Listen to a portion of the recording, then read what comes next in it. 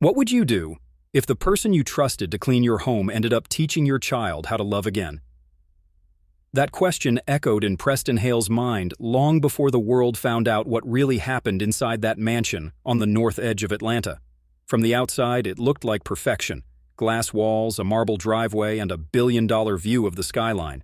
But behind those expensive windows lived a man who hadn't smiled in over a year. Preston was 42, a self-made tech billionaire who built an empire with his laptop and sleepless nights. He had money, power, and silence, a kind of silence that creeps into your bones and stays there. Ever since his wife, Amanda, died in that car crash, the house had felt more like a museum than a home. Every evening he'd come back from his office, drop his keys on the table, and walk past his son's room without looking in. The baby, Charlie, had turned one that summer, but he hadn't spoken a single word since his mother's funeral. No crying, no laughter, just silence. That's where Zara Coleman came in. Zara was 27, a single mother from the South Side, fighting her way through a world that didn't give women like her many chances. Her brown hands were calloused from years of cleaning, and her spirit carried the quiet dignity of someone who'd seen pain but refused to break. When she got the job at the Hale mansion, her aunt told her, "Don't make friends, just make a living." But sometimes fate doesn't follow the rules. The first morning she stepped into the nursery, she saw little Charlie sitting by the window, staring at nothing. Toys lay scattered across the rug, untouched. Zara crouched beside him, whispering, "Hey, sunshine, you hungry?" He didn't look at her, didn't move. But when she hummed softly, a melody from her church choir days, his tiny head turned. That sound would change everything. Each day after that, she brought warmth where there was cold, laughter where there was grief. She sang while sweeping, hummed while folding clothes, and whispered small prayers over the baby when he slept. Charlie began to respond, first with a blink, then a smile. He started crawling toward her whenever she entered the room, tugging at her skirt until she picked him up. For Preston, the house had always been a business. Things needed to be done, cleaned, and organized. For Zara, it became a heartbeat. She didn't just clean the floors, she breathed life into them. One Friday night, Preston came home earlier than usual. A storm had canceled his meeting downtown, and traffic had been too heavy to keep working late. He was tired, bitter, and carrying the same emotional emptiness that had shadowed him for months. As he opened the door, something strange hit him, a sound he hadn't heard in almost a year. Laughter. Real, bright, uncontrollable laughter. The kind that makes you forget for a second that the world ever hurt you. Preston froze. The sound came from upstairs. His heartbeat quickened as he followed it, one cautious step after another, until he reached the nursery door. Inside, Zara sat cross-legged on the carpet, wearing one of his son's bibs around her neck, pretending to be a superhero. "Captain Giggles!" she shouted, lifting Charlie in the air as he squealed with joy. Blocks were scattered everywhere, and a towel was tied around the baby's shoulders like a cape. For a split second, Preston smiled. It was involuntary, the kind of smile that sneaks out before your pride can stop it. But then reality hit him. His face hardened. "What are you doing?" His voice cut through the air like thunder. Zara jumped to her feet, holding Charlie close. "Sir, I was just what? Trying to replace his mother?" The fury in his tone made Charlie flinch. Zara's eyes filled with tears. "No, sir. He was crying. I just wanted to make him smile." Preston's jaw tightened. "You're here to clean, not to play mother." Her lips trembled. "I'm sorry. I didn't mean—" "Enough," he snapped, pointing toward the door. "Put him down and get out." She obeyed, gently setting Charlie in his crib. As she turned to leave, Charlie reached out his small hand, his eyes wide, silent tears rolling down his cheeks. Preston looked away. When the door closed, the silence returned, heavier than before. He picked up the baby, who clung to his shirt, still whimpering. Preston tried to calm him, but the boy only cried harder. It wasn't until Zara's footsteps faded down the hall that Charlie stopped, as if he knew the warmth had just left the room. That night, Preston sat alone in his study, staring at his reflection in the glass wall.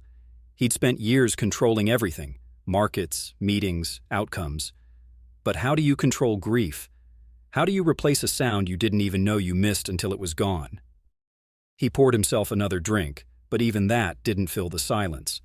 Somewhere down the hall, he could still hear her humming in his memory, faint, steady, and undeservedly comforting.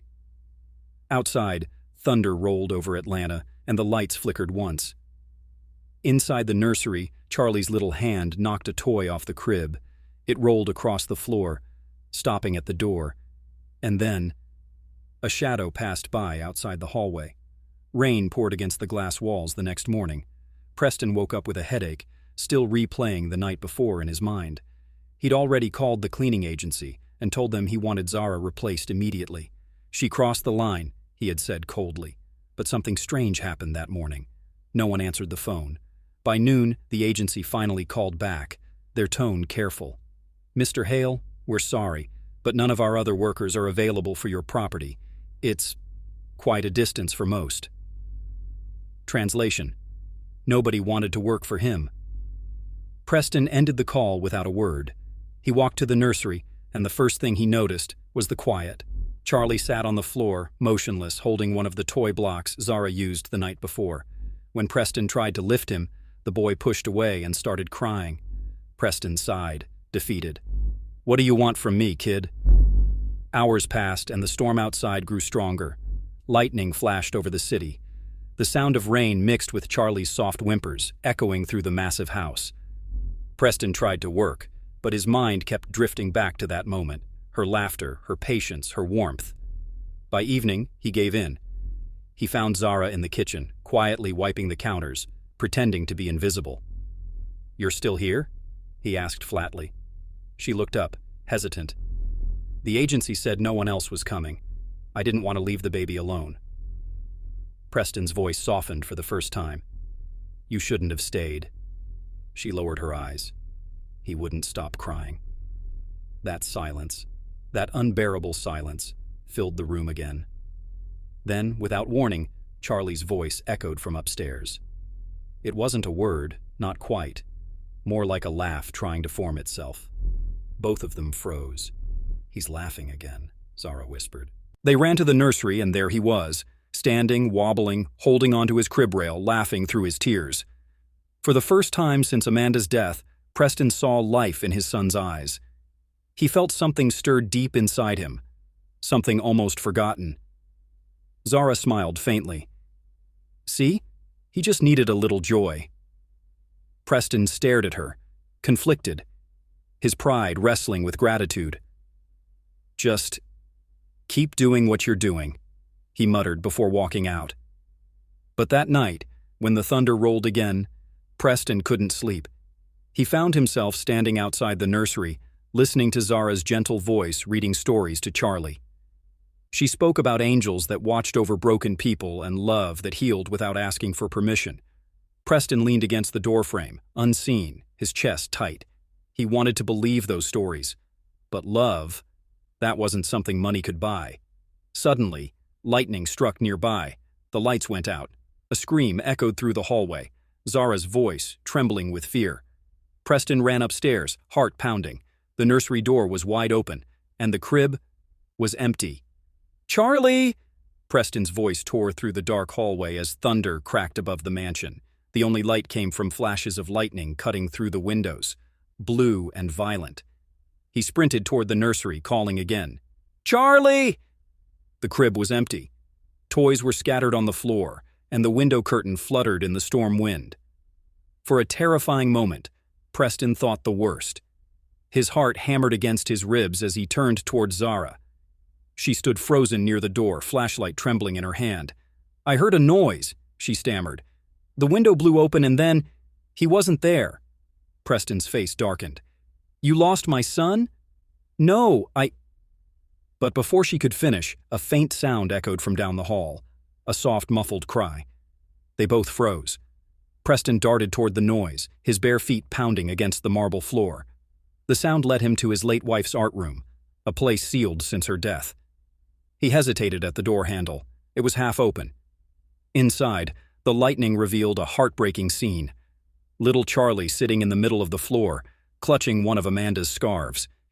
His tiny fingers rubbed it against his face as if searching for a memory he couldn't name. Preston exhaled, dropping to his knees. "Buddy," You scared me. Zara stood quietly at the doorway, tears glistening in her eyes. He must have followed her scent, she whispered. Babies remember love in ways we can't explain. Preston gathered Charlie into his arms, holding him tight. For the first time, his anger cracked. You should have locked that door, he said, softer now, the words carrying worry more than rage. I will, she murmured. I'm sorry. As the thunder faded, Preston caught sight of something strange, a small sketch lying on the floor, half covered in dust. It was Amanda's unfinished drawing of Zara. He blinked, confused. Why is your face in my wife's sketchbook? Zara froze. Sir, I didn't know she kept that. Preston looked up sharply. Explain. She asked me to pose one afternoon, Zara said quietly. It was months before the accident. She said she liked my strength, said it reminded her of who she used to be. Preston stared at her as if seeing her for the first time. You knew my wife personally? Zara hesitated. I worked for her before you even knew she was pregnant. I didn't tell you because I didn't think you'd... He cut her off. You hid that from me? The tension in the room thickened. Charlie began to cry again, sensing the storm between them. Zara reached out instinctively, but Preston turned away, walking toward the door with his son in his arms. From now on, he said coldly, you stay out of this room. She nodded, tears slipping down her cheeks. Yes, sir. That night, Preston didn't sleep. He sat by the window, staring at Amanda's old photograph, trying to connect the dots. Why would his wife draw their maid? What else had she hidden? Downstairs, Zara packed her bag quietly, her hands shaking. She thought about leaving, but her heart refused. Not yet. Not until she could explain the truth, the part Preston didn't know. She looked toward the nursery door, whispering, I promised her I'd protect him. A clock ticked in the silence. Then thunder rolled again, long and deep. And from the far end of the hall, Preston heard a door creak open. He stood, turning sharply. The nursery light was on, and Zara was gone. Preston stormed through the mansion, calling her name. Zara, where are you? His voice echoed against marble and glass, swallowed by the storm outside. He checked every room, the kitchen, the laundry, the staff quarters. Nothing.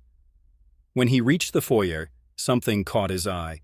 The front door was slightly ajar. Cold rain blew inside. He stepped out onto the porch, scanning the driveway. No sign of her. But on the porch bench sat a soaked piece of paper, flapping in the wind. He picked it up, handwriting faint, ink bleeding from the rain. It read, If I disappear, check the red box under the nursery floor. Preston's pulse spiked. He rushed upstairs, Charlie crying in his arms. He moved the crib aside, pried up a wooden panel, and there it was, a small red box wrapped in cloth. Inside were two things, a folded letter and a silver necklace engraved with Amanda's initials. His hands trembled as he unfolded the letter. Mr. Hale, if you're reading this, something I've hidden has come to light. Before Amanda passed, she made me promise to protect Charlie at any cost. There are things you don't know, things she was afraid to tell you. Please don't judge me until you know everything. The letter ended abruptly, ink smudged, like someone tore it away mid-sentence. Preston sat there frozen, staring at the necklace. He remembered it clearly. Amanda wore it every day. He'd buried her with it. Impossible, he muttered under his breath. Footsteps sounded behind him. He spun around. Zara stood in the doorway, drenched from the rain, eyes wide with fear. I didn't run, she said softly. I went to the church. I had to talk to someone who knew. Preston's jaw clenched. Who? The nurse who helped deliver your son, she whispered. She knows why Amanda made me promise that. He stood, face pale. Promise what? Zara hesitated, tears gathering in her eyes. To protect Charlie from the truth. What truth? She stepped closer, voice trembling. Amanda wasn't on her way to the spa the night she died. She was meeting someone she thought was blackmailing her. She feared it would destroy you, your company, and your family. She told me, if anything ever happened to her, I was to make sure Charlie never found out. Preston's breath caught. You expect me to believe that? Zara nodded. I have proof, in the church files, but you have to come with me. The room filled with the sound of rain hammering against the windows. Preston wanted to yell, to accuse her again, but something in her voice stopped him. It wasn't guilt, it was fear. Give me the address, he said finally. Zara shook her head. It's not safe tonight. The man she met that night still watches the house. Lightning flashed, illuminating her face. Her eyes darted toward the window, and for a split second, Preston saw what she saw. A figure, standing in the rain, watching them. He grabbed Charlie, heart racing. Lock every door! Zara rushed to the hallway, pulling curtains shut, but when Preston turned back toward the window, the figure was gone. Only muddy footprints remained on the front porch. And just like that, the mansion didn't feel like a home anymore. It felt like a secret someone was ready to collect. The morning came too fast. Preston hadn't slept. The storm had passed, but the air in the mansion felt heavier than before. Every tick of the wall clock reminded him someone had been watching them last night. He poured coffee with a shaking hand. Across the room, Zara sat quietly, her wet hair tied back, eyes red from crying. Tell me everything, he said, voice low but steady. She nodded slowly. The nurse's name is Eleanor Price. She used to work at Mercy General before she was fired. Amanda met her a few times, said she needed help keeping something off the hospital record. Preston's brow furrowed. Off the record? Zara nodded. She said, Charlie wasn't supposed to survive. Preston froze mid-breath. What do you mean? Tears welled in Zara's eyes. Amanda's pregnancy had complications. The doctors advised against continuing it. But she refused. She told me, if he dies, I die with him. That's why she hired me, not just as a maid, but as a caretaker. She didn't trust the hospital, so she arranged a private delivery. Only Eleanor and I were there. Preston leaned back, hands covering his face. Why didn't she tell me? She wanted to, Zara whispered, but she found something that scared her. She said someone was using her medical files to blackmail her. That's why she went out that night, to pay them off. Preston's coffee cup shattered against the floor as he stood. Give me that address. We're going to the church now. The small brick church sat on the edge of town, quiet and nearly forgotten. Preston parked his car at the back lot, away from the main road. Eleanor Price was already there, sitting in one of the pews, rosary in hand. She looked up when they entered, her face pale and lined with years of guilt. I was wondering when you'd come, she murmured. You knew Amanda, Preston said sharply. I delivered your son, Eleanor replied, and I watched her die because of it. Preston's chest tightened. Explain that. Eleanor motioned toward a small metal cabinet behind the altar. Everything's there, copies of medical forms, notes, and one thing she left behind for you. Zara moved toward the cabinet and pulled out a worn brown envelope marked Hail Private. Inside were ultrasound prints, a handwritten note, and a flash drive. Preston opened the note. Amanda's handwriting was unmistakable. If you're reading this, it means the man who threatened me has finally won. I kept quiet to protect you and our son, but if he ever finds us, promise me you'll keep Charlie safe, and forgive Zara. She's the only one who knows the truth. Preston's throat went dry. Who was the man? Eleanor sighed. His name's Martin Kell, a former investor in your company. He funded Amanda's medical bills after your insurance refused coverage. When she refused his advances, he used her condition against her. Preston's face drained of color. Kell's been blackmailing my wife? Eleanor nodded. And when she finally agreed to meet him that night, she never came back. Lightning memories flickered in Preston's mind, the broken taillight from Amanda's crash, the anonymous phone calls after her funeral. It all connected now. Zara whispered, He's the one watching the house. Eleanor's eyes widened. He's still around? Preston stepped closer. You said Amanda left something else, the flash drive. What's on it? Eleanor looked away. A confession and proof of who sabotaged her car.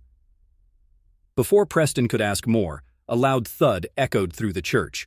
Zara turned. The front door had been left slightly open. Footsteps. Slow. Heavy. Preston motioned for her to stay quiet. He peeked around the pew, seeing only a shadow moving between the columns.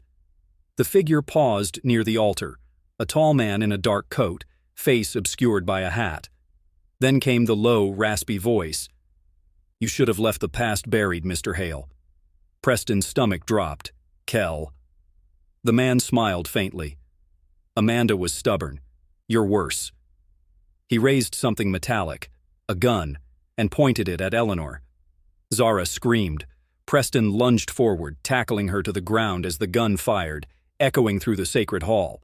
The bullet hit the candle stand, glass shattering across the floor. When Preston looked up again, Kel was gone, the church doors swinging open into the rain. But on the altar, something burned.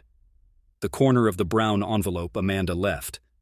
Preston grabbed it, beating out the flames with his coat, clutching what was left against his chest. He looked at Zara, his voice shaking. "He killed my wife, and now he's coming for my son."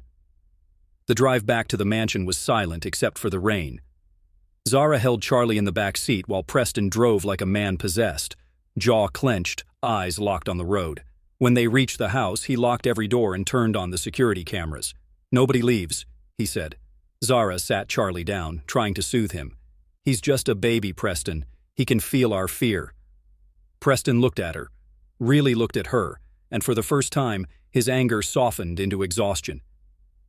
"You risked your life to tell me this. Why?" "Because Amanda made me promise," she whispered. "She knew Kel wouldn't stop after her death." He frowned. "You think he's after money?" "No," she said softly. "He's after what she left behind. That flash drive. It holds evidence that could ruin him. Medical records, transactions, and a recording of their final call." Preston grabbed the flash drive, plugging it into his laptop. A folder appeared labeled, "For Preston, Truth Before Goodbye." Inside were audio files, screenshots, and Amanda's recorded video. Shaky, emotional, filmed in her car. Her voice filled the room. "If this reaches you, Preston, it means I didn't make it. Kel wanted me to sign over part of your company in exchange for silence. I couldn't. He said if I didn't pay, he'd make sure you lost everything. I'm scared. Please protect our son, and trust Zara. She's more loyal than anyone you've ever known." Preston's hand trembled as the video ended. His throat closed up. He turned to Zara, her eyes wet with tears. "She loved you," he said quietly. "She loved us both," Zara whispered. The security monitor beeped suddenly. Motion detected. Front gate. Preston and Zara froze. The screen showed headlights slowly approaching the house. Preston whispered, "He found us." Zara reached for Charlie, holding him close. Preston grabbed his phone to call the police, but the line went dead. Static. "Cut off," he said under his breath. They crouched near the window, peeking through the blinds. A black SUV stopped outside. The engine idled. Zara whispered, "What if it's not him?" Preston didn't answer. He watched as the driver's door opened. A man stepped out. Broad shoulders, black coat. Same silhouette from the church. Kel. He looked straight at the house, calm, almost smiling, as if he knew every camera that was watching him. Then he raised a hand and pointed directly toward the nursery window. Preston's blood ran cold. "He's not here for me," he said. "He's here for Charlie." The lights flickered. Then everything went black. The storm outside raged like it knew what was coming. Wind howled through the cracks, lightning flashed against the windows, and somewhere in the distance, the crunch of boots on gravel. Preston moved through the mansion with a flashlight and a gun, heart pounding like a war drum. Zara followed close behind, clutching Charlie, wrapped in a blanket. The baby's soft cries echoed through the silence. "Stay in the kitchen," Preston whispered. "If anything happens, take him and run through the back door." She nodded, but didn't move. "You'll need help." He looked back at her, the flickering light painting fear across her face. "You've done enough. Please, just keep him safe." A sudden bang, the sound of shattering glass from the living room. Preston turned instantly, raising the gun. Zara gasped. "He's inside." They heard slow, deliberate footsteps on the marble floor. Then a voice, deep and venomous, filled the darkness. Still pretending you can protect her memory, Preston? It was Kel. Preston gritted his teeth, calling out, "What do you want from me?" Kel's voice drifted closer, calm but mocking. "Not you. I already took everything from you. I just came for what she stole." Zara whispered under her breath, "The flash drive." Kel chuckled softly, hearing her. "Ah, the maid. Amanda trusted you far too much." Preston pulled Zara into the shadows of the hallway. "He doesn't know where we are. Stay quiet." Lightning flashed again, revealing Kel's silhouette near the grand piano, gun in one hand, flashlight in the other. He moved with slow precision, like a man who'd walked through too many deaths before.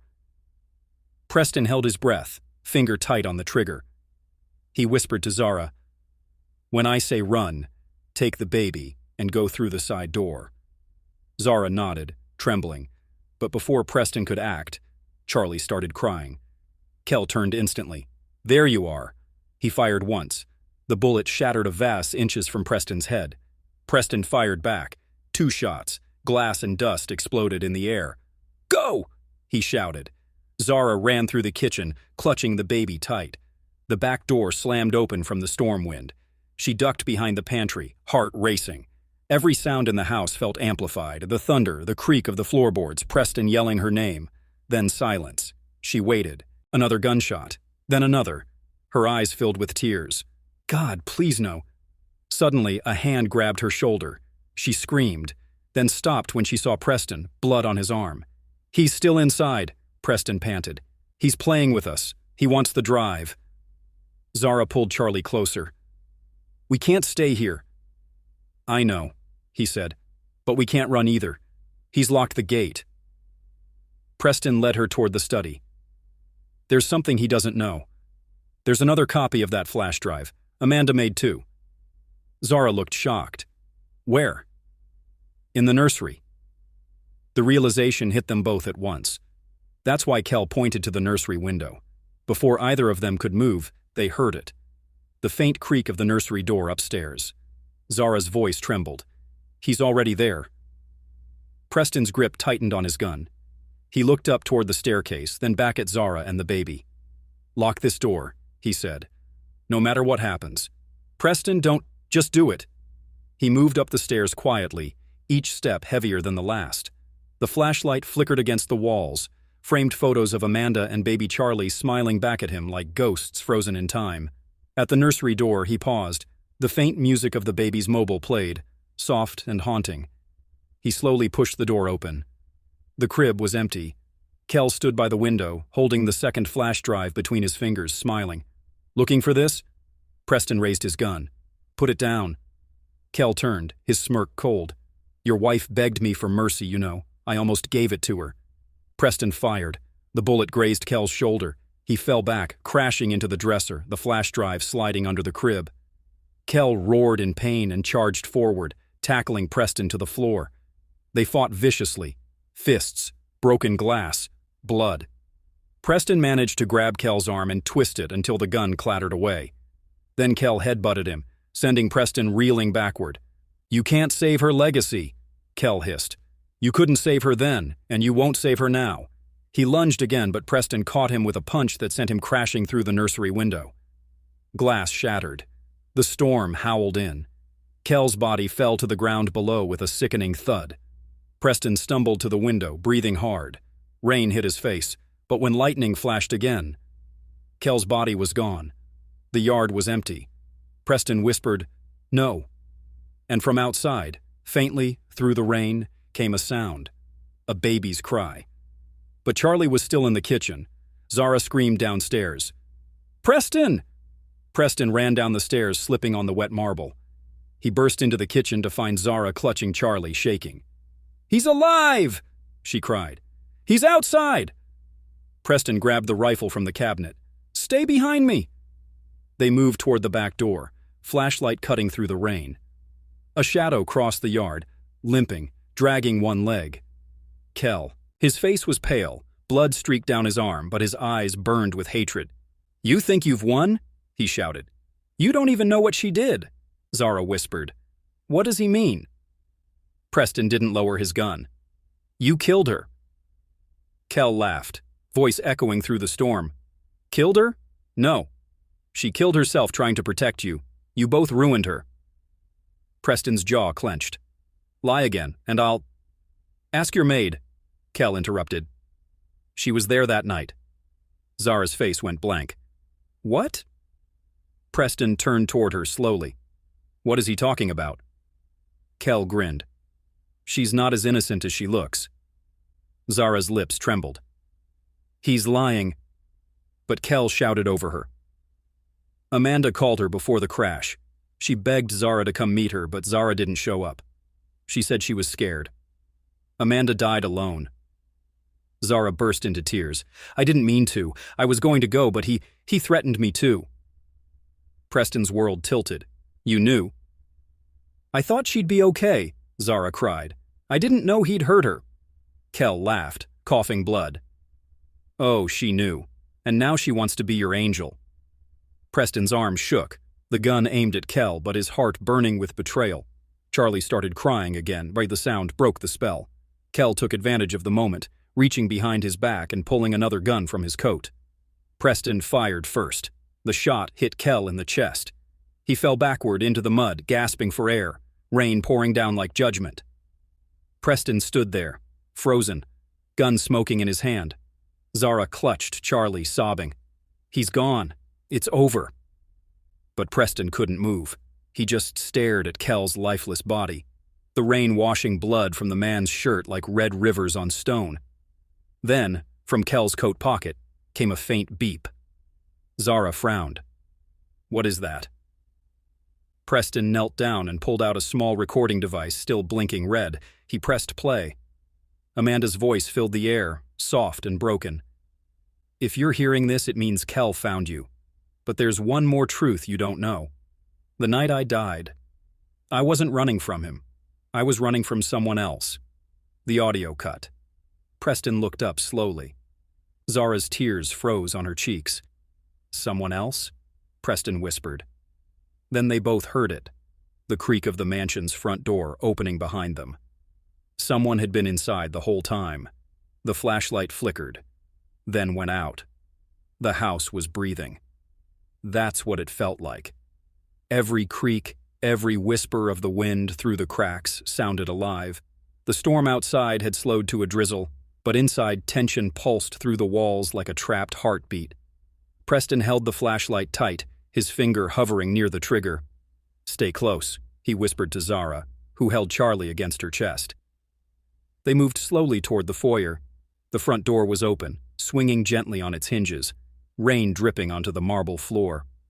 The night air carried the faint smell of smoke and something else, perfume. Zara froze. That scent. Preston turned sharply. You know it. Her voice shook. It smells like... She stopped herself, eyes wide. Amanda. Preston's grip on the gun tightened. That's not possible.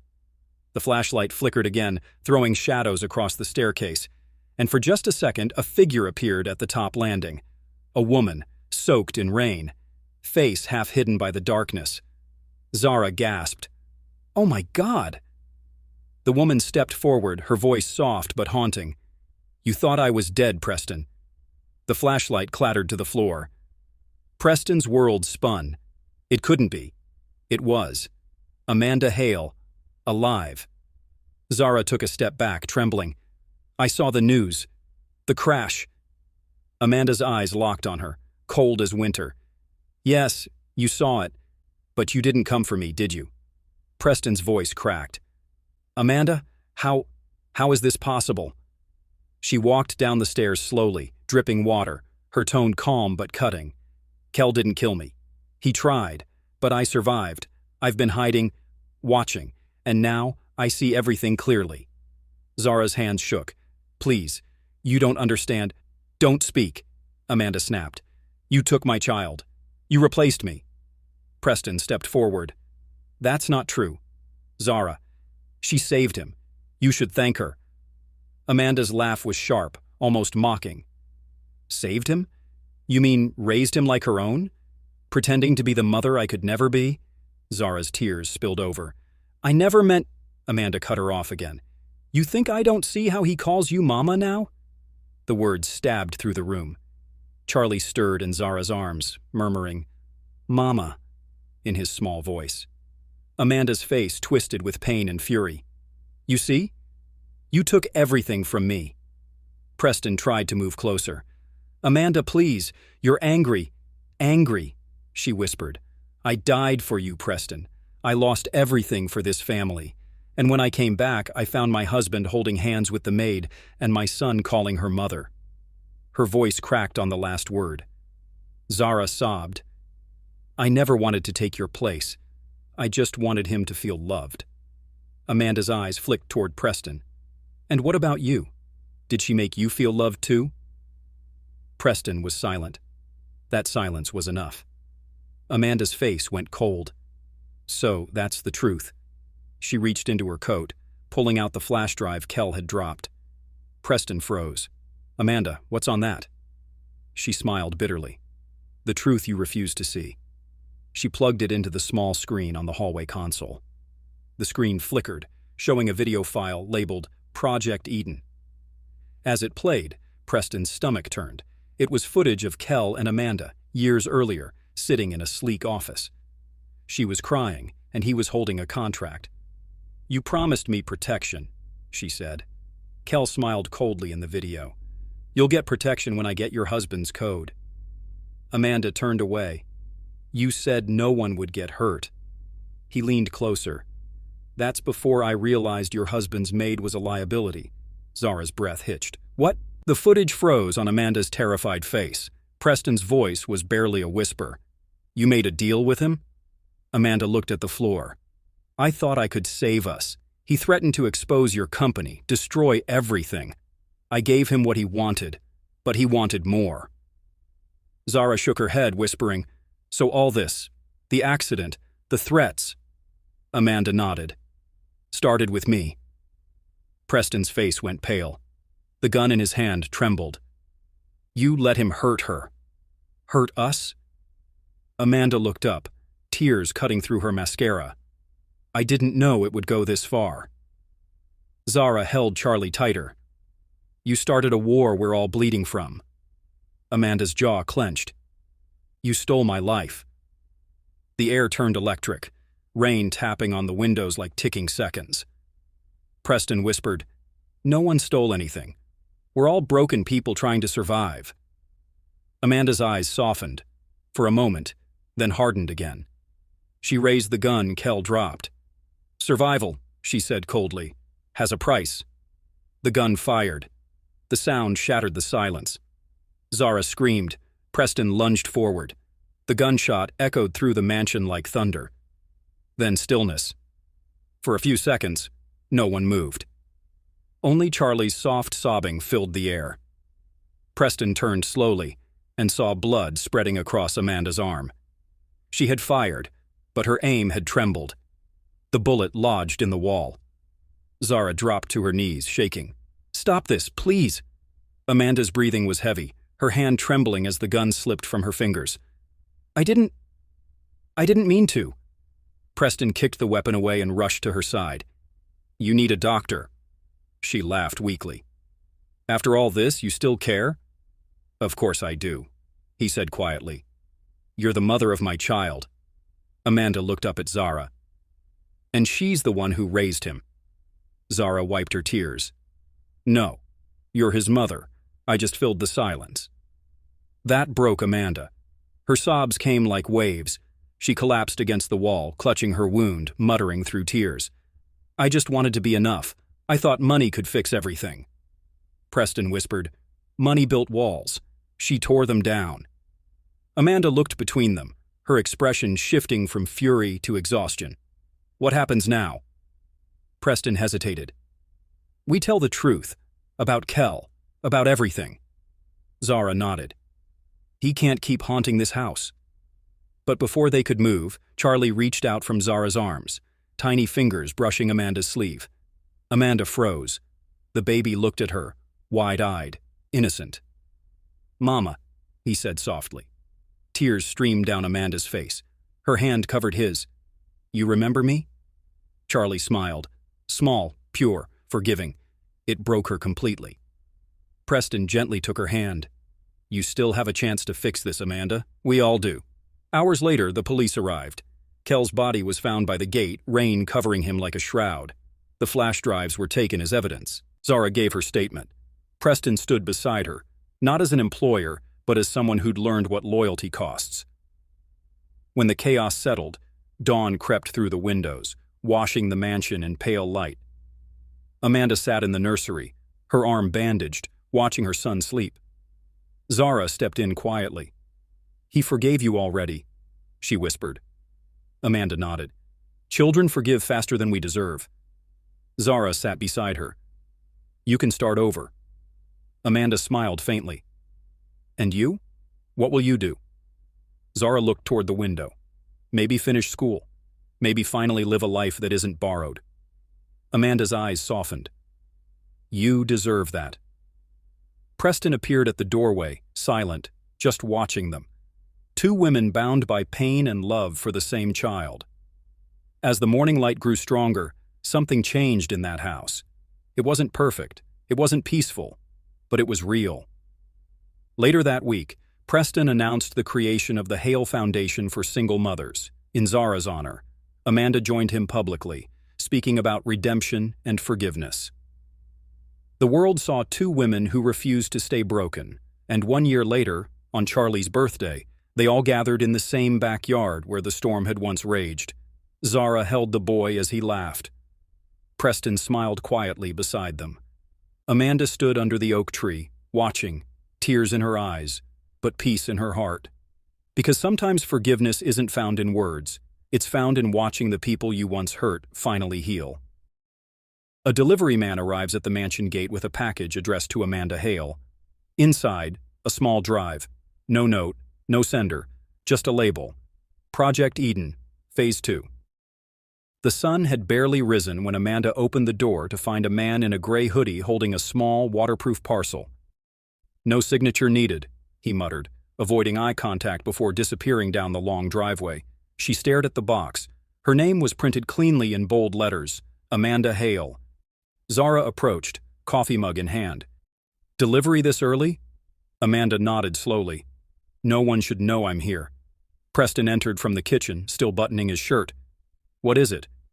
"I don't know," she whispered, "but it feels like a warning." The air went still. Amanda placed the parcel on the table and carefully peeled back the tape. Inside was a single flash drive, metallic silver, marked in black ink. Project Eden. Phase 2. Zara froze. "That's the same name from before." Preston frowned. "Phase 2? What the hell does that mean?" Amanda hesitated, then plugged the drive into the living room computer. The screen flickered, revealing a secure file with a short video. A man's voice played, distorted, mechanical. Phase 1 was containment. Phase 2 is correction. The Hales were warned, the maid was spared.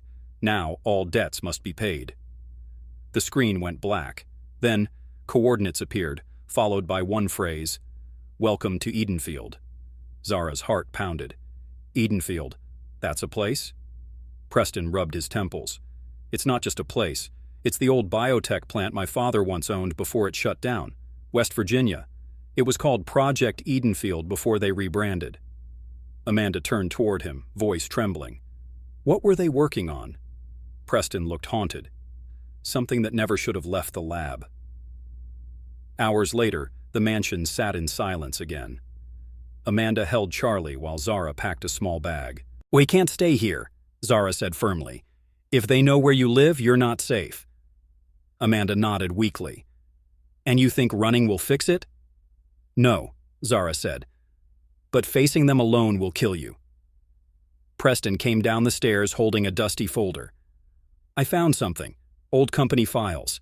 He laid out the papers, grainy photos of lab experiments, financial records, and a list of employees marked deceased. Amanda whispered, "Oh my God, these are people." Preston nodded. "Human trials. My father shut it down when the government started asking questions." Zara scanned the pages, confused. "What were they testing?" Preston hesitated. "Gene manipulation. The idea was to create enhanced immunity. cure genetic diseases, but Kel turned it into something else. He called it purity engineering. Zara frowned. Purity? Amanda's face went pale. You mean racial? Preston nodded. Exactly. They were designing a drug to filter genes. It was supposed to erase hereditary traits, skin conditions, disabilities, but it evolved into something darker, something that targeted DNA based on race. Zara's hand shook. They were trying to control who deserves to survive, Amanda whispered. Project Eden, now it makes sense. Preston clenched his jaw. And Kel wanted to relaunch it. That's why he needed my company's data. To finish what my father started. Zara took a deep breath. Then this isn't over. Amanda looked down at Charlie sleeping in her arms. We're fighting something bigger than us. Preston's eyes darkened. Then we fight it together. That night, Amanda sat alone in the nursery. The storm outside had returned, lightning flashing across the window. She held the flash drive, her reflection ghosted on the glass. Correction, she whispered to herself. They think they can correct people. Her phone buzzed, a private number. She answered quietly. Hello? A man's voice, calm, measured. Mrs. Hale, you've been chosen. You survived for a reason. Phase 2 begins tonight. She froze. Who is this? You already know. We made you, Amanda. Now we need you back. Click. The line went dead. Amanda stared into the rain, realization dawning like a shadow across her face. They weren't done with her. They needed her. And the real war was about to begin. The next morning, the Hale mansion looked calm. But inside, chaos simmered. Zara stood at the counter scrolling through news alerts. Preston, she called, look at this. The headline read, Abandoned Edenfield facility burns to the ground. No survivors confirmed. Preston's eyes widened. That's yesterday. Amanda entered, still pale from the night before. They're cleaning their tracks. Zara frowned. Or warning us. Preston slammed the laptop shut. We're going there. Zara blinked. You can't be serious. I'm done being hunted, he said. If there's truth buried there, I'll dig it out myself. Amanda looked at him, torn between fear and guilt. Then we go together. The drive to Edenfield took 6 hours. The highway wound through thick woods and fog until the ruins appeared. Charred buildings, broken signs, a faint chemical smell still hanging in the air. Zara whispered, It's like the world forgot this place. They parked near the old security gate, its logo barely visible. Edenfield Research Division. As they stepped inside, Preston's flashlight swept across walls covered in mold and ash. Old monitors blinked faintly, still powered by some backup generator. Amanda found a terminal and typed the coordinates from the video. The screen unlocked, revealing a live camera feed. A man sitting in a white room, restrained, whispering something. Zara leaned closer. Who is that? Amanda froze. That's Dr. Lowell. He worked with Kel. The man on screen was trembling, muttering, Phase 3 begins with the child. The child carries the gene. Amanda's blood ran cold. What did he say? Preston whispered. He's talking about Charlie. Zara stepped back. No, that's impossible. Amanda replayed the audio. The child. Immune. Hybrid sequence active. She covered her mouth. They experimented on me before the crash. Kel said it was a blood test, but it wasn't. He implanted something. Preston turned pale. And Charlie inherited it. Zara's voice cracked. You're saying he's part of this experiment? Amanda nodded slowly. He's the only living proof that their program worked. The lights flickered again. Then all the screens displayed one word. Activation.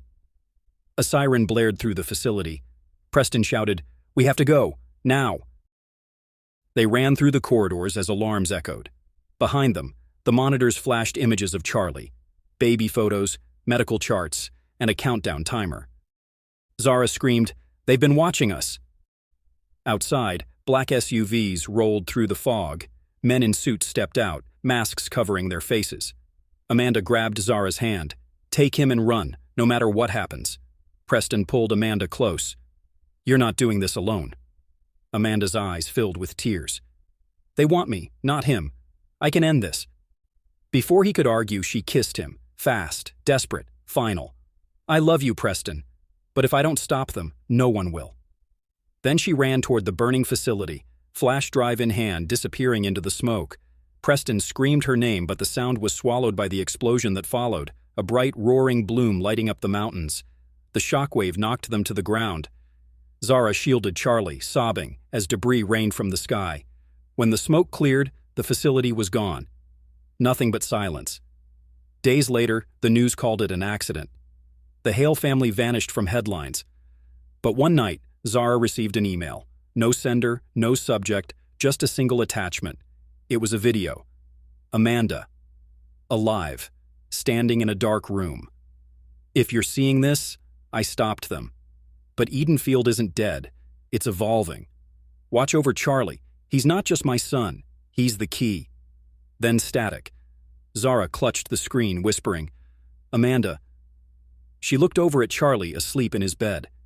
Innocent, unaware of the legacy in his veins. Outside the window, lightning flashed again, and for a brief second, the reflection showed Amanda watching from the shadows, smiling sadly, then fading into the night. The house felt quieter after the explosion. Too quiet. Zara hadn't slept in 2 nights. She moved through the rooms like a ghost, clutching her phone in case Amanda's number ever lit up again. But it didn't. Not once. Preston sat by the window every night, a whiskey glass untouched on the table beside him, staring at the horizon as if the mountains might one day return her. Charlie had started crying more often, sudden fits of panic that seemed to come from nowhere. Sometimes he would stare at corners of the room, eyes wide, reaching out toward invisible things. Zara noticed. She didn't want to believe what she was seeing, but deep down, she knew something was wrong. One morning, she found Preston asleep on the couch, the TV still on, news reports repeating the same message. Edenfield facility confirmed destroyed, no survivors found. She turned off the screen. That's when she heard it, a hum, soft, electrical, coming from the nursery. She ran. Charlie sat upright in his crib, eyes glowing faintly in the dark. The mobile above his head spun by itself, slow and deliberate. A light pulse flickered from his chest, like something beneath his skin was reacting. "Charlie," she whispered. He turned toward her, and for a moment, Zara swore the air in the room shifted, like a low vibration, rippling through her bones. Then it stopped. The light vanished. Charlie giggled softly, clapping his hands. Zara stumbled back, trembling.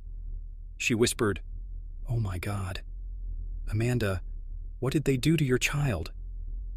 Later that evening, Preston found her sitting on the porch steps, wrapped in a blanket.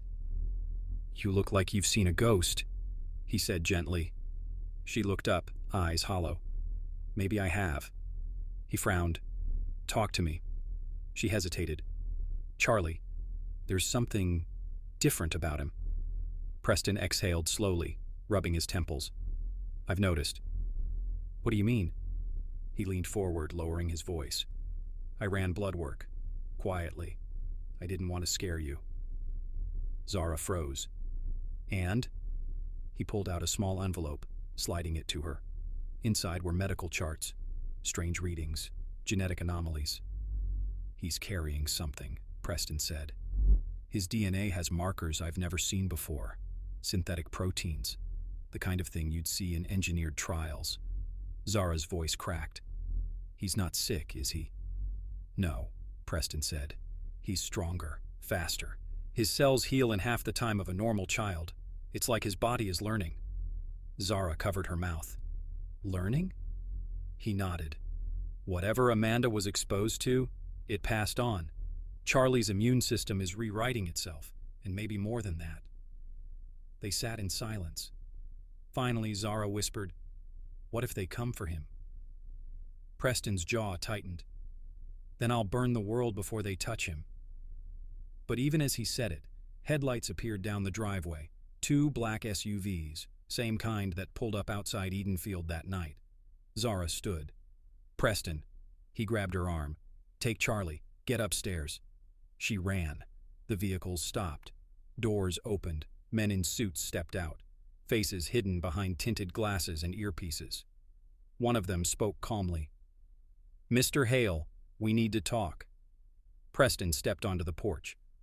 "You've got 5 seconds to leave my property." The man flashed a badge. "Department of Defense. This isn't a threat, Mr. Hale, it's an intervention." Preston narrowed his eyes. "You people created this mess." The agent didn't flinch.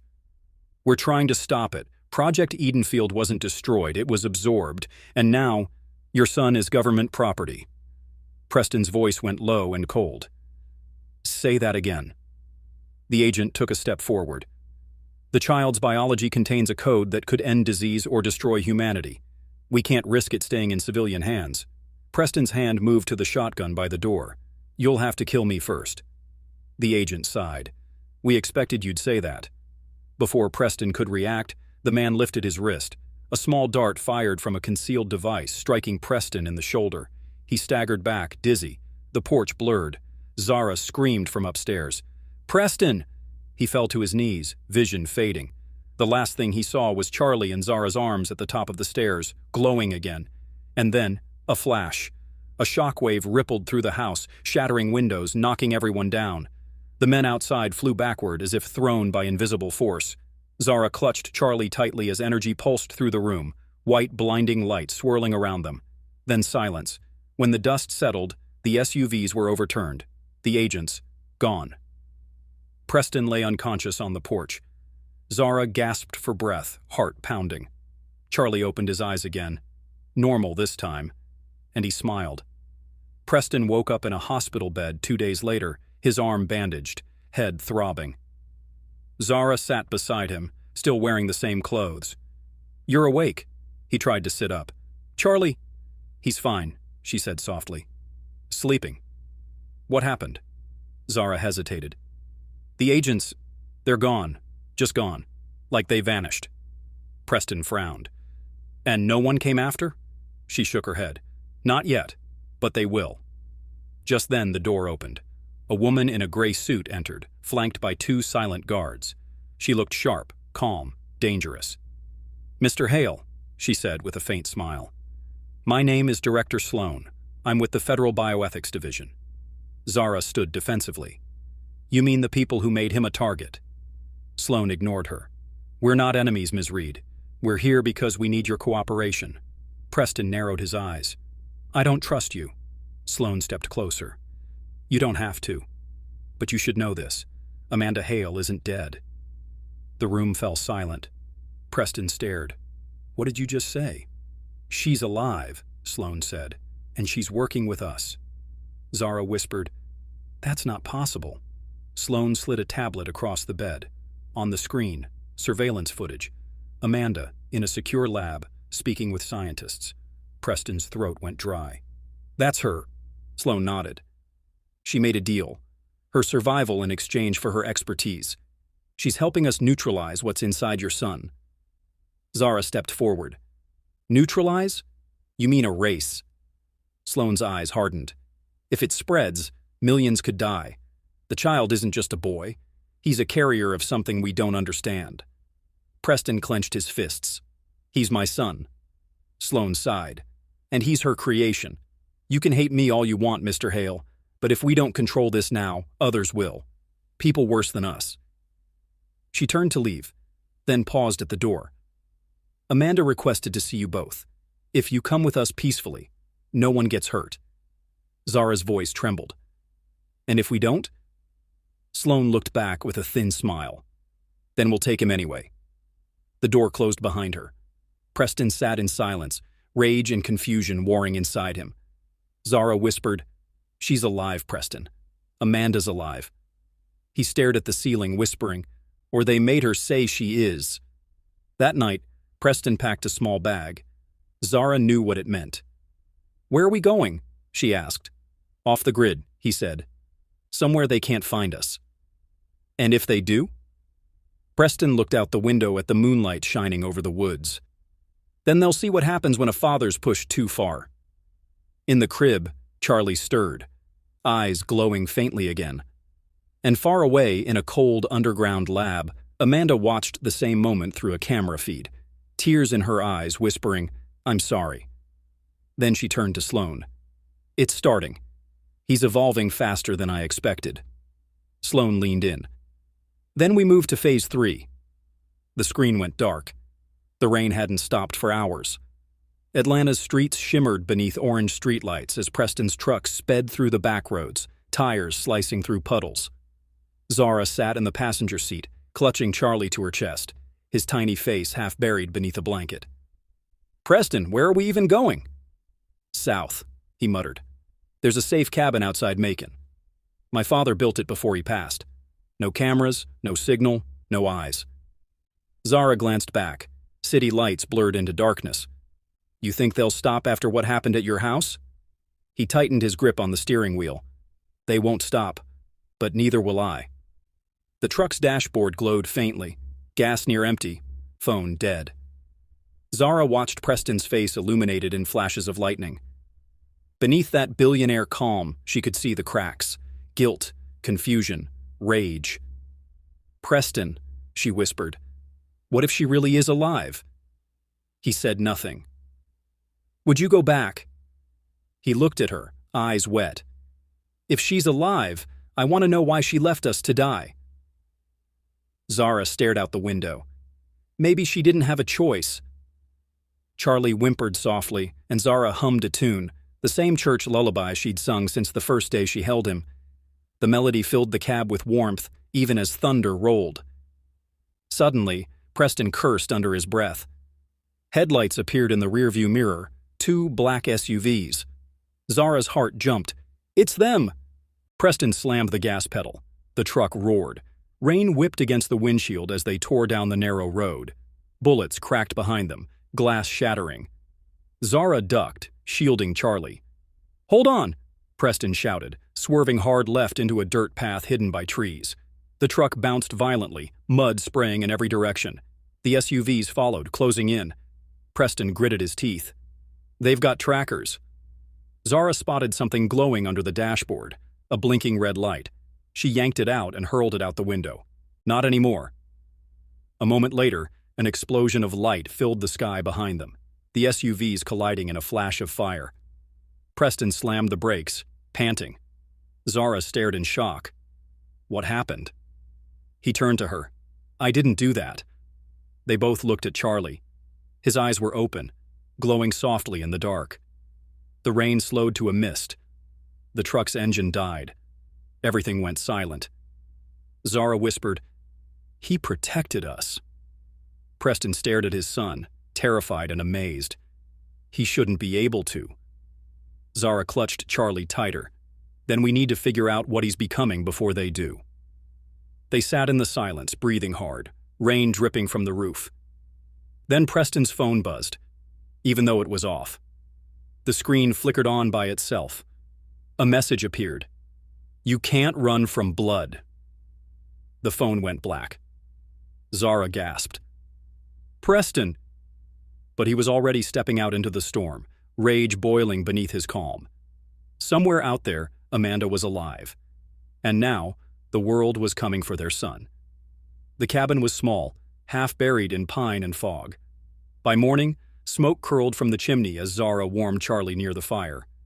Preston rummaged through an old wooden chest, pulling out maps, a shotgun, and a folder marked Project E. Zara frowned. "What is that?" He sat on the floor beside her, opening it. Inside were files, photos, and medical records, Amanda's name on every page. "She worked for them long before I met her," Preston said quietly. "She was part of a biotech firm. I thought it was medical research. Turns out it was government-funded, genetic acceleration trials." Zara scanned the papers. "You mean she knew?" "She was part of it, until she got pregnant." Zara's voice dropped. "You think Charlie was their experiment?" Preston closed the file, his voice breaking. "No, he was her redemption, but they turned him into proof." A knock echoed on the door. Zara froze. Preston grabbed the shotgun, creeping toward the door. "Stay back." Another knock. Softer this time. "Preston," a voice called. It's me. Zara's breath caught. She knew that voice. Preston opened the door slowly. Amanda stood there, alive, pale, eyes filled with tears. Zara gasped, clutching Charlie closer. Preston's body went rigid. You're supposed to be dead. Amanda stepped inside, dripping rain, trembling. I should be. Zara's voice shook. Why now? Why come here? Amanda's gaze moved to Charlie. Because they're coming, and this time they won't stop with him. They'll take anyone who stands in the way. Preston clenched his fists. You did this. You let them use you. I did what I had to do, she snapped. They told me if I didn't help them contain it, they'd kill him. They said he'd destroy everything. Zara's eyes narrowed. Destroy or change? Amanda turned to her. You don't understand what's inside him. His body's rewriting the rules of life. He can cure disease or spread it. He's the next step, or the last. Preston shouted. You let them make him a weapon. Amanda's voice broke. I saved him. For a moment, the world seemed to freeze. Only Charlie's soft breathing filled the room. Amanda looked at Zara. You're the one who kept him alive. I owe you everything. Zara shook her head. You owe him the truth. Before Amanda could answer, the windows flickered, drones buzzing overhead. A spotlight sliced through the fog. They found us, Preston hissed. Amanda turned to the window. We have to go. Now. Zara grabbed her arm. You brought them here. Amanda looked at her with guilt. I didn't have a choice. A voice boomed from outside. Step out with the child or we open fire. Preston cocked the shotgun. Over my dead body. Amanda whispered. That's exactly what they want. Suddenly, the cabin shook, the air vibrating with energy. Charlie's eyes flared bright white. Zara screamed, Preston! Amanda shielded her face. It's happening again. He's reacting to the threat. Objects levitated around the room. The walls cracked. The fire roared blue. Outside, the drones short-circuited, crashing one by one. Charlie reached out, and the light consumed everything. When it faded, the cabin was gone. Only a crater remained in the woods. The agents stared from a distance, stunned. Director Sloan lowered her binoculars, whispering, He's evolving. The forest burned quietly behind them. Trees glowed orange in the distance as smoke wrapped around the night. Preston carried Charlie, unconscious but breathing. Zara followed close, limping, her face streaked with mud and tears. Amanda led them through the woods, flashlight trembling in her hand. Where are we going? Preston demanded. There's an old airstrip 2 miles east. They won't expect us to move toward them. Zara scoffed. You mean the same people you worked for? Amanda's jaw tightened.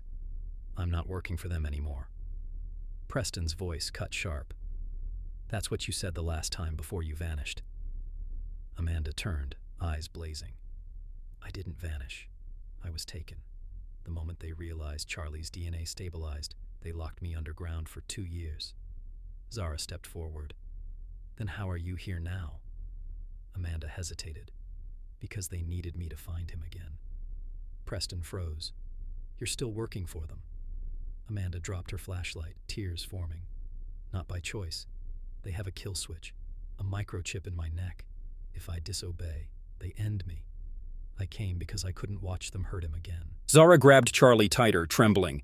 You used him like a lab rat. Amanda fell to her knees. I'm his mother. Then act like it, Zara shouted. The woods went silent. Only the crackle of fire in the distance. Preston turned away, jaw clenched. We keep moving. As they trudged deeper into the dark, Amanda whispered, There's something you need to know about him. Preston ignored her, but Zara stopped. Say it. Amanda swallowed hard. He's not the only one. There are others like him, children from the same genetic line. But he's the first to survive the transformation. Zara stared, heart pounding. How many? 7. All gone missing within the last 5 years. Preston turned back slowly. You mean they're building an army? Amanda nodded. And Charlie is the prototype.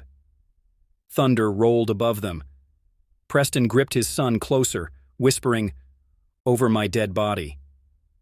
Hours later, they reached the airstrip.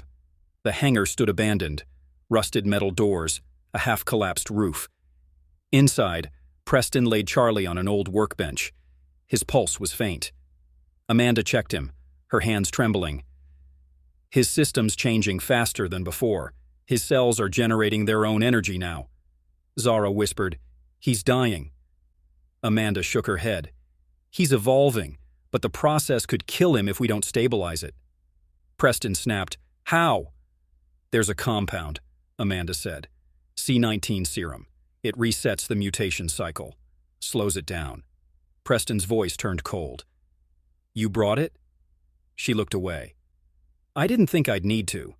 Zara grabbed her by the collar. "Then you just let us here to watch him die?"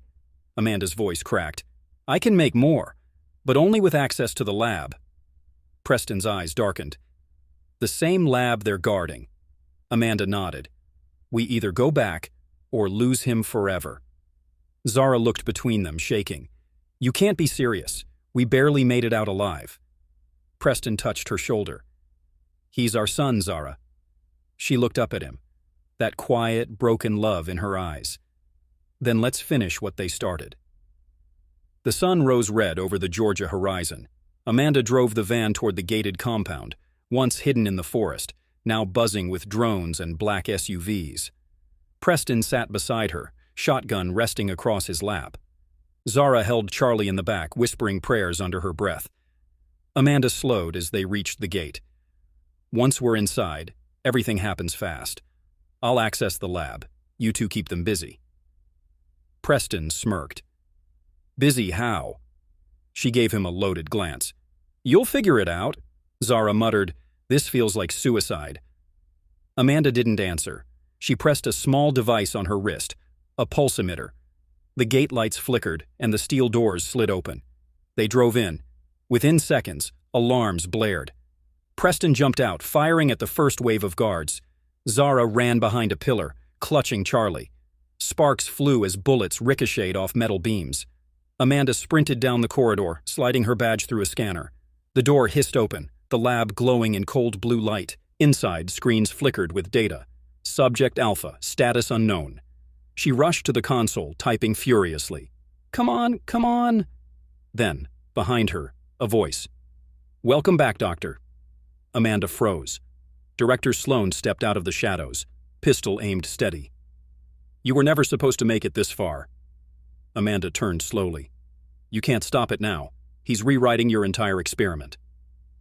Sloan smiled coldly. "Then I'll erase him the old-fashioned way." A gunshot echoed. Amanda flinched, but Sloan fell first, a bullet through her chest. Preston stood at the door, smoke rising from his shotgun. "Guess I figured it out," he said. Amanda nodded, breathless. "We don't have long." Together, they lifted Charlie onto the medical table. His skin glowed faintly, veins pulsing silver. Zara ran in, sobbing. "Please, save him." Amanda injected the serum. The monitors spiked. Charlie gasped, his eyes snapping open, glowing like the morning sun. A wind swept through the lab, rattling every surface. Lights shattered. The machines screamed with static. Amanda shouted, "He's absorbing it, all of it." Preston covered Zara with his arm. "What's happening?" Amanda whispered. "He's choosing." Then, silence. The glow faded. Charlie lay still, breathing slow and steady. Zara fell to her knees, crying in relief. Preston dropped the gun, his hands shaking. Amanda looked at her son, whispering, "He's stable. For now." Then the screen behind her flickered. Subject Alpha. Active secondary signal detected. Zara frowned. "What does that mean?" Amanda's voice dropped. "It means one of the others just woke up." Preston's eyes went wide. "Oh my God." The alarms blared again. Red lights flooded the lab. Amanda whispered, "It's not over." The alarms screamed like dying machines. Red light pulsed across the lab as the power flickered. Preston grabbed Charlie from the table, holding him close. "We're getting out of here," Amanda shouted over the noise. "We can't. The secondary signal means another subject is active inside this compound." Zara's heart pounded. "Another child?" Amanda nodded. face pale. They must have brought him in while we were gone. If he's awake, he's not like Charlie. They engineered him for control, not compassion. Suddenly, the steel door behind them bent inward with a loud clang. Sparks burst from the hinges. Zara screamed, "Run!" They dove behind a counter as the door exploded off its frame. Smoke filled the room. Through the haze stepped a boy, maybe 12, skin pale, veins glowing faint blue under his arms. His eyes burned like frost. He looked straight at Charlie and said in a chilling voice, "You're not supposed to exist." Amanda whispered, "Dear God, that's Subject Beta." Preston aimed his gun. "Back off." The boy tilted his head, smirking. With one motion of his hand, Preston's weapon twisted midair, metal folding like paper. It dropped to the floor in pieces. Zara held Charlie tighter. "Please, don't hurt him." Beta's voice was cold. "You all hurt him first. You made him weak." Amanda stepped forward, trembling. "They never gave you a chance to be human, did they?" The boy's expression faltered, just for a second. Then he screamed, unleashing a blast of kinetic force. Glass shattered. Amanda was thrown across the room, hitting the wall hard. Preston crawled toward her. "Amanda, stay with me!" Zara ducked behind a console, covering Charlie. "Stop! He's just a child!" Beta turned toward her. "Children don't bury their mothers." He raised his hand again, but Charlie suddenly cried out, his small body glowing bright gold. The light pulsed outward, freezing Beta mid-motion. The room went silent again. Two children, one glowing gold, one blue, stared at each other, energy crackling between them like lightning. Amanda whispered through bloodied lips, "They're communicating." Zara gasped. "With what?" Amanda's voice shook. "With everything that's ever been done to them." Charlie reached out his hand toward Beta. The older boy hesitated, then took a step forward. But before they could touch, an explosion ripped through the east wall. Soldiers stormed in, weapons raised. "Target both of them!" someone shouted. Amanda screamed, "No!" Bullets tore through the air. Beta shielded himself and Charlie, deflecting the shots in a wave of blue and gold light. The soldiers screamed as the blast threw them across the lab. Preston shielded Zara. "We have to move now!" Amanda limped toward the console, typing frantically. "I can override the containment field. If I open it, the whole facility collapses. But they'll be free," Preston yelled. "And what about us?" Amanda smiled faintly through her pain. "We've had enough freedom. It's their turn." She slammed her hand on the keyboard. The screen blinked. Override confirmed. Core meltdown initiated. Lights flickered red. The floor began to tremble. Zara screamed, "Amanda!" Amanda turned to her, eyes full of tears. "Get him out! Promise me!" Zara nodded, sobbing. "I promise." The lab ceiling cracked open. Fire and debris rained down.